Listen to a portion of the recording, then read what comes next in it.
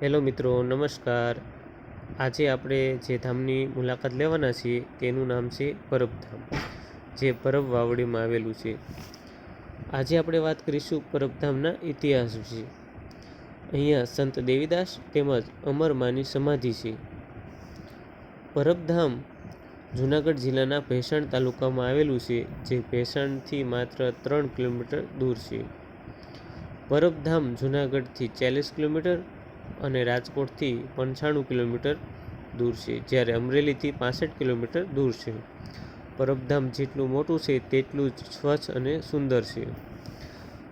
પરબધામમાં પરબધામ છે ખાલી ગુજરાતની જ નહીં પરંતુ સમગ્ર ભારતના લોકો અહીંયા દર્શને આવે છે. પરબધામમાં કુલ 9 સમાધિઓ આવેલી છે. એમાં કોની કોની સમાધિ આવેલી છે એમાં થોડાક નામ આપીશ.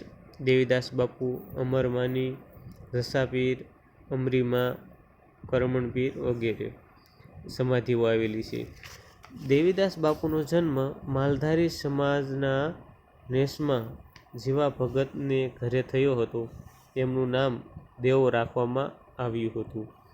થોડો સમય જતાં સૌરાષ્ટ્ર અને કચ્છ માટે ખૂબ જ ગભરો સમય આવ્યો. તે સમયે દેવીદાસ બાપુ પરબધામ ખાતે રક્તપિત્તથી પીડાતા લોકોની સેવા કરતા હતા અને ભૂખ્યાને જમાડતા હતા.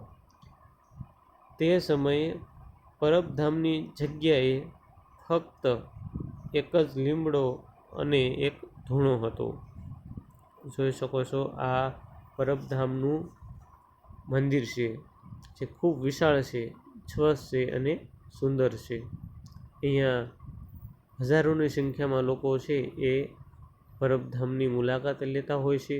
સરસ મજાનો બગીચો છે, આપ નિહાળી શકો છો. આ જ પરબધામમાં પ્રસાદી પણ છે એ આપવામાં આવે છે.